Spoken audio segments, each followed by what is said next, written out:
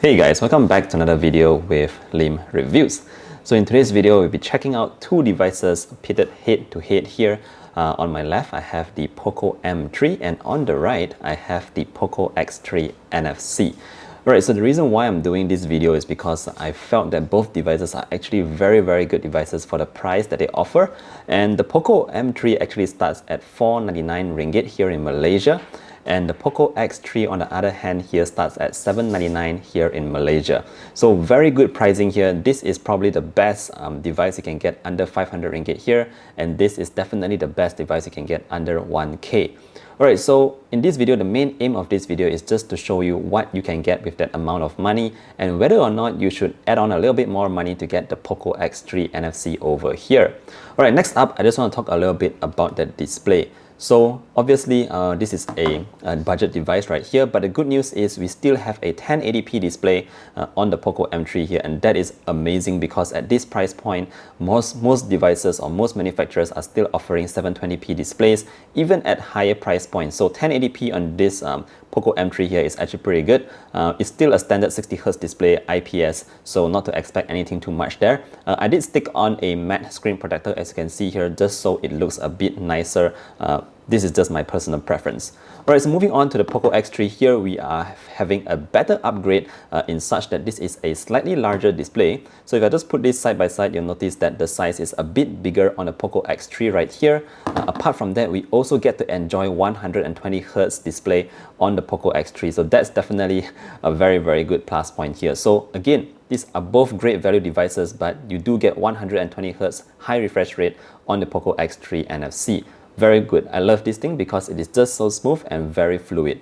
Alright, so moving on to the next point, let's talk a little bit about the performance. So in terms of the processing power, the POCO M3 on my left here comes with a Snapdragon 662, whereas the POCO X3 here comes in with a 700 series 732G Snapdragon processor. So obviously, again, you can see here that the POCO X3 here comes with a better processor, obviously with the higher price point. Another thing that I did was do a benchmark test on both devices, and let me just share with you the results very quickly. Alright, so if I just put the results side by side here, you can see that we have a 309 for single core score on the POCO M3 and 1353 for this M3 device, whereas on the X3 we of course have higher results here on the X3 NFC. So let's just put down the benchmark scores for now and just talk about day-to-day use. For the M3 here, like I said, this is a budget device. I did feel that there were a lot of stutters. Apps doesn't really launch very quickly.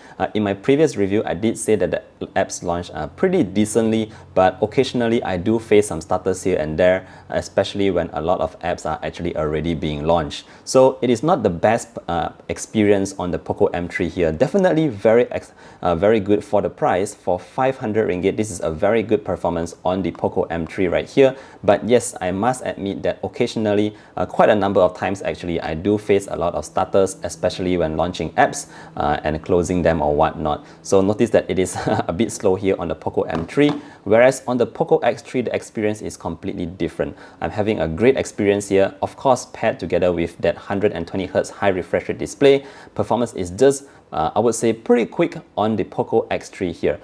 Everything launches quicker, there's no lags, no stutters, everything is just buttery smooth on the POCO X3. So if you're just looking for that pure performance in terms of gaming as well, obviously the X3 here really excels with almost any games. You can play it at good graphic settings, whereas the POCO M3 here, I noticed that you can't really enjoy a lot of games, especially Mobile Legends, those high graphic ones, but those basic games you can definitely still play it on the POCO M3.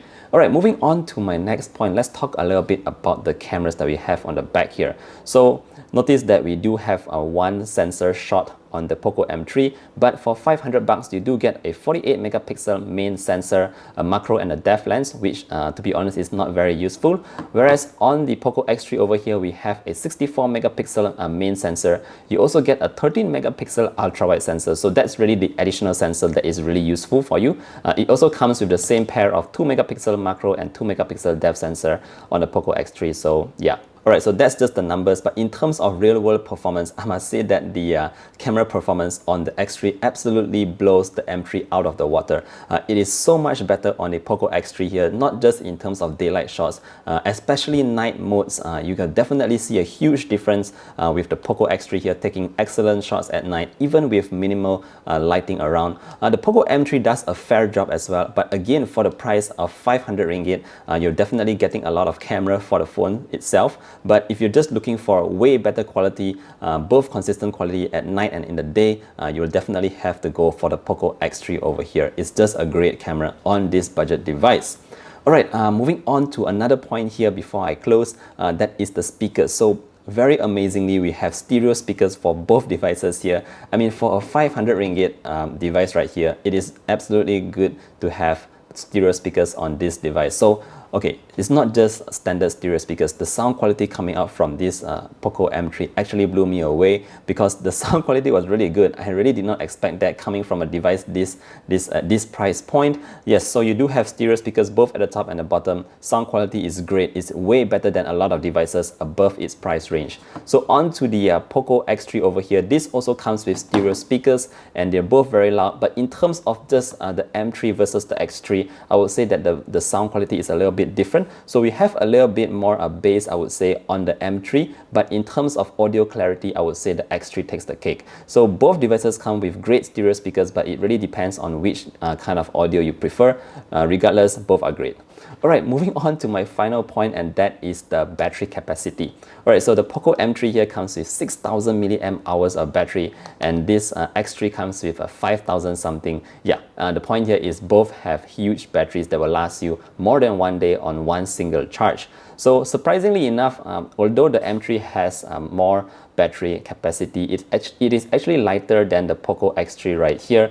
This could be possibly due to the materials being used. We have plastics all over the POCO M3, and this might be glass or plastic or something like that. But yeah, the battery is definitely great here. One more thing to note here is this POCO M3 only comes with 18 watt fast charge, whereas the POCO X3 here comes with 33 watt fast charge. So getting your battery charge on the X3 is definitely way quicker than on the M3. Alright, I think that's pretty much it in terms of the head-to-head and comparisons between both devices right here. I think at the end of the day, it really depends on your budget. If you only have 500 ringgit and that is as much as you can go, the POCO M3 here is probably the best device you can get for that money, because you get a 1080p display, you get a decent camera, you also get a decent processor. Everything is decent on the POCO M3. But if you can extend your budget a little bit more, just by 300 ringgit, and of course, you should definitely mostly consider the POCO X3 over here, simply because it just offers so much more compared to the M3, not just in terms of the design, which I absolutely love on both, but surely in terms of the performance. It gets a way better camera, an additional ultra-wide sensor, a decent battery as well, and that high refresh rate display, and more importantly, that stronger processor that makes everything on a daily smoother for that better user experience. So yeah, that's pretty much it for my comparison between the POCO M3 and POCO X3. Thank you so much for staying till the end. If you have any questions, feel free to leave them down in the comment section down below, and I'll try to answer every one of them. Alright guys, stay safe, and I'll see you guys in the next one. Bye!